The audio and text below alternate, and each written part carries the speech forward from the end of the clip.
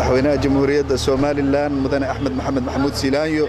ayaa waxa aad arkaysaan iyadoo wafdigiisii ballaadhnaa madaxweynuhu haatan aan u safrayno isla markaana aan ka qayb galayno wada hadalladii muhiimka ahaa ee madaxweynaha Somaliland uu ku jiray wafdigii madaxweynaha Somaliland mudane Axmed Maxamed Maxamuud Siilaanyo oo haatan ku jira hawlihii shaqo ee u yimaadeen wadanka Faransiiska ayaa waxa aanu hadda u soconnaa wasaaradda arrimaha dibadda sidoo kale golaha sanatariska ee wadanka Faransiiska madaxweynaha jamhuuriyadda Somaliland ayaa si weyn ay wadanka Faransiiska loogu soo dhaweeyay iyadoo sida aad arkaysaan sidii caadadu ahayd ay ciidamada ilaalada boolisku ay traafiga ay ka joojinayaan si markaa wafdiga madaxweynuhu iyadoo ay tahay waqti aad saxmad u ah magaalada Paris in markaa gaadiidka la tusaya goobaha ay marayaan si markaa wafdiga madaxweynuhu uu gudbo oo uu taga shirarka caalamiga ah ee uu ka qayb qaadanayo wafdiga madaxweynaha Somaliland oo ku guda jira maalintii labaad shaqadii safarkii ay ku yimaadeen wadanka Faransiiska ayaa waxa uu ahaa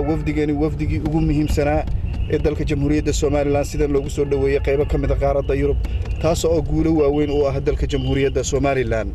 haddaba kulamadii uu sameeyay wafdigii madaxweynaha Somaliland ayaa waxa kamid ahaa kulamo heer sare ah oo shirkadda Bolloré ay la galeen xukuumadda Somaliland wasiiradoodu waxaana jeclaynaan ka wareysto wasiirka ganacsiga iyo maalgashiga caalamiga Dr. Maxamed Cabdilaahi oo aan leeyahay kulamadii ka dhacay maanta ee ay la gasheen shirkadda Bolloré muxuu ku dhamaaday shirkii maanta aanu la yeelanay shirkadda Bolloré oo ah shirkad weyn oo Faransiis ah oo ku takhasustay xagga dekedaha khaasatan qaaradda Afrika maanta horta si wanaagsan buu guul buu kusoo dhamaaday marka si guud u sheego markaan halkaa dhaafana waxaa ka soo baxay waxa weeye in dowladda Somaliland iyo shirkadda Faransiisku oo dowladda Faransiiskuna taageerayso in ay isdhaafsadeen afkaaro qeexan oo ku wajahan sida la doonayo in dekadda Berbera loo dhiso oo loo horumariyo shirkaddu waxay soo madhigtay qorshaheeda dheer ah siday u aragto in dekaddu ay noqonayso mid si fiican u shaqeysa dhaqaale wanaagsan dalka uu ka soo galo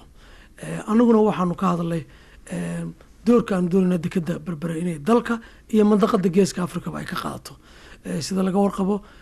dekadda arrimaha aan u dhisayna ma aha un baahida Somaliland ay qabto qura laakiin dalal fara badan oo Ethiopia ka mid ah oo koonfurta Suudaan ka mid ah oo ayaa dekaddeena u baahan in aynu u iibgeyno oo ay isticmaalaan iyaguna runtii aad nooga codsaday marka waxaanu ku dadaalaynaa inay dekaddu noqoto dekad caalami ah oo regionka oo dhan serf garaysa oo wax ka tarta dhaqaale wanaagsanna dalka iyo mandaqadaba ku soo kordhisa marka arrimahaasaan maanta isdhaafsanay waxaanu kala ku heshiinay in markaa anagu aanu proposalskoodii hindisahoodii aan u gudbino sharci yaqaano caalami ah oo nala shaqeeya oo baanka adduunka uu dhawaan noo qabtay waa iyagaa farsamada dekedaha iyo sharciga iyo qaynuunka garanaya marka waxaan jecelahay in shacabka reer Somaliland iyo ummadeeduba ay sidaa ula socoto in aanu jecelahay in dalka investment iyo maalgashi ballaaran lagu kordhiyo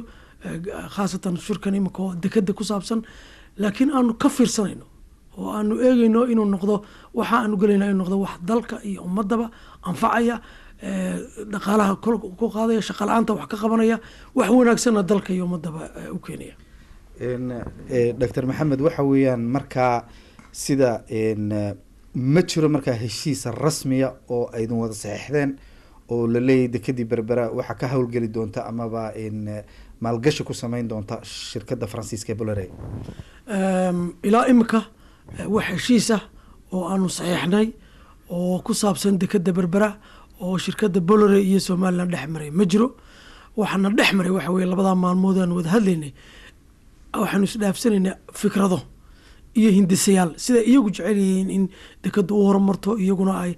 uga howlgalaan iyo sidaanu dal ahaan jecelnahay in loo horumariyo mandaqada geeska Afrikana ay ka noqoto dekad laga yaqaano oo la isticmaalo marka halkaasaanu imika maraynaa tallaabada dambe waa tallaabadii sharci yaqaanada iyo la taliyaasheeda xagga dekadaha oo caalami ah aanu u gudbinayno oo eegayno naga eega hindisayaashan shirkadda Bolloré noo keentay dabeedna markay nagu soo celiyaan baan markaa go'aan siyaasadeed aan xukuumad ahaan guddigaygii madaxweynuhu xil saaray aanu ka qaadanayna si aan markaa u hubino waxa aanu galaynaa inay dalka iyo ummadaba wax u tarayaan dhinaca kale meeqaamkii wadanka faransiiska lagu soo dhaweeyey wafdiga madaxweynaha oo aan aragnay iyadoo shaariciyada waaweyn ee magaalada Paris markii wafdiga madaxweynuhu marayay in trafficada laga joojinayay ay hor socdeen ciidamada ammaanku si weyn wafdiga loo soo dhaweeyay arrinkaasi yani xukuumad ahaan dareen nooceeba idin sameynaysa iyo guud ahaan shacabka Somaliland soo dhaweynta diiran ee wanaagsan ee madaxweynaha iyo wafdigiisa halkan loogu fidiyay magaalada Paris ee dalka Faransiisku waa mid aan aad iyo aad ugu faraxsanahay waxayna gelinaysaa dareen ah sida dawladda Faransiisku ay imika u soo dhaweynayso una aragto Somaliland waana mid muujinaysa in imika Somaliland aanay marti ku hayn runtii caalamka